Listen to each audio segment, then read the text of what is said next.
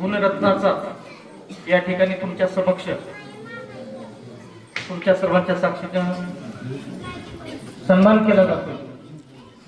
त्याच्या बाबतीत सुपुत्र वैभवजी पाटील, सन्माननीय अभयजी पाटील, तुकारामजी कालवटे, मी ज्या ज्या आपल्या गावातील सुपुत्रांनी या गावाचं नाव लौकिक करण्यासाठी त्यांच्या माता पित्याचंच नव्हे तर आपल्या गावाचं नाव लौकिक करण्यासाठी अहोरात्र परिश्रम घेतलेले सर्व माता भगिनी, त्यांच्यावर प्रेम करणारे सर्व गावकरी आणि सन्माननीय विचारवंत, अनेकांनी आपले विचार या ठिकाणी अतिशय चांगल्या पद्धतीने प्रकट केले। प्रत्येकाने सांगितलं, मित्रांनो फक्त 2 मिनिट घेणार आहे, यानंतर आपण सगळे मिळून जेवूया।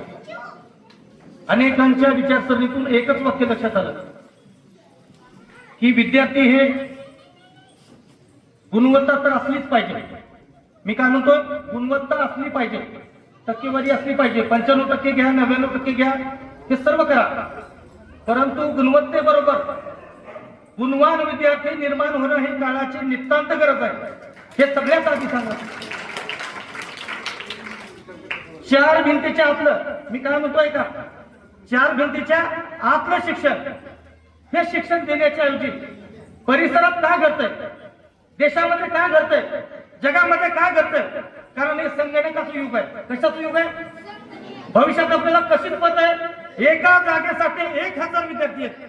किती विद्यार्थी आहेत? एक जर त्या ठिकाणी नोकरीला लागायचं असेल तर त्या ठिकाणी 1000 विद्यार्थी येत आहेत। मग कशी स्पर्धा येईल? तुम्हाला कसं या गुणवत्तेत टिकायला पाहिजे?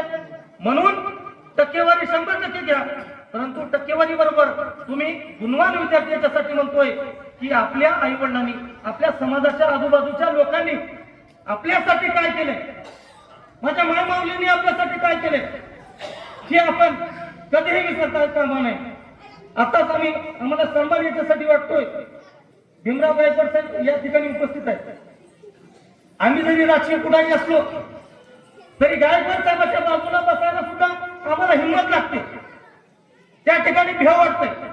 त्याचं कारण सांगतो, प्रशासकीय अधिकारी प्रशासकीय पदावर गेल्यानंतर जो मान सन्मान वैभवच्या रूपाने आपल्याला मिळणार आहे, हा सगळ्यात मोठा सन्मान या गावासाठी आहे, तो मामासाठी आहे। हा सन्मान पिसारे सर, तुम्ही माझे गुरु आहे, या ठिकाणी अनेक जण माझे गुरुजन आहेत। अनेकदा मान्यवरांना एक विनंती करतो की आपण गावकरी काय करायचं की वारंवार कुंठ्याचं नाव घ्यायचं। काय पडतंय, आम्ही वाढवण्याचं लोकांना उदाहरण देत असताना आपण काय करायचं, कुंठ्यामध्ये एवढे शिक्षक झाले, कुंठ्यामध्ये एवढे आयएस झाले, कुंठ्यामध्ये एवढे PSI झाले, परंतु आता कुंठ्याच्या नंतर या परिसरामध्ये जर कुणाचं नाव घेतलं जाईल तर फक्त आणि फक्त आपल्या वाढवण्याचं नाव घेतलं जाईल। हे कशासाठी सांगतोय? हे याच्यासाठी सांगतो की आपल्या इथं गुणाची फार या ठिकाणी तयार होत आहे। कौतुक वाटतं त्या माझ्या गोविंदराव भांगेचा, कौतुक वाटतं माझ्या त्या किसनराव भांगेचा, इर्षादचा, नागेश पाटलाचा, कारण मान सन्मान या माणसं कधीच बघत नाही।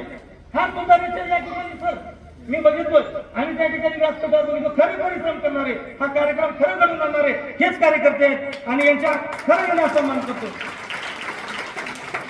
वैभवच्या, तुकारामच्या आणि अभयच्या माता पित्यांना अगदी मनापासून या ठिकाणी मी तुम्हाला नमन करतोय। तुम्हाला सर्वांना एक विनंती करतो, वैभव, आता तुकारे सरांनी सांगितले तुम्ही तर काम करतच जावा, परंतु काम करत असताना आपल्या गावाच्या विद्यार्थ्यांसाठी, आपल्या गावाचं भलं करण्यासाठी जे काही तुम्हाला टिकायला नाही, जे काही गुणवान विद्यार्थी असतील त्यांना करता येत असेल, आपण खरंच सगळे म्हणून मिसळून तुम्ही आम्ही सगळ्यांनी जर विचार केला तर राजकारणाच्या पलीकडे आता भांगे सरांनी सांगितलं, एखादा रस्ता नंतर केला तर चालेल, एखादी बिल्डिंग नंतर उभा केली तरी चालेल, परंतु या ठिकाणी आदर्श विद्यार्थी, गुणवान विद्यार्थी या ठिकाणी घडवणं ही आपल्या सगळ्यांची गरज आहे। म्हणून सगळ्यांना हात जोडून विनंती करतोय की सगळे हे करावे, सगळे मतभेद। आजचा हा कार्यक्रम बघितल्यानंतर एवढा पूर भरून आलं, कारण या ठिकाणी व्यासपीठावर मंडळी आहेत, सगळ्या जाती धर्माचे, सगळ्या राजकीय पक्षाचे, सगळ्या गटाचे। मला अभिमान वाटला की आमचं गाव कुठं तरी बदलतंय। गोविंदरावने या ठिकाणी सांगितलं की गाव बदलतंय, नक्कीच बदलतंय, आणि अशीच जर भविष्यात परिस्थिती राहिली तर एक ना एक दिवस कुंठ्याच्या ऐवजी वाढवण्याचं नाव घेतलं जाईल। म्हणून माझ्या सगळ्या इथं ऐकणाऱ्याला माझ्या गावातून ऐकत असतील माझे छोटे मोठे, मी काही या ठिकाणी मार्गदर्शन करण्यासाठी 2 मिनिटाचा मला वेळ दिलेला आहे. माझा वेळ सुद्धा या ठिकाणी मी समाप्त करतो. मी जास्त न बोलता माझ्या परत एकदा चिमुकल्याला एक विनंती करतो.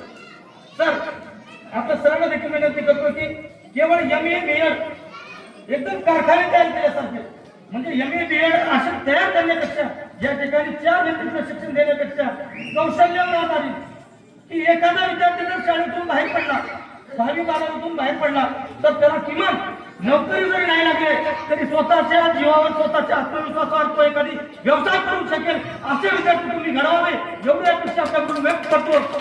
आणि जास्त बोलता मी माझे 2 शब्द संपवतो. परत एकदा एवढ्या मोठ्या संख्येने मायमाऊली या ठिकाणी उपस्थित आहेत, तर आमचे बरेचदा आमचे अशोकराव भोसले पाटील साहेबांचे संबंध जिव्हाळ्याचे संबंध होते, आमच्या गल्लीमध्ये वारंवार येत होते.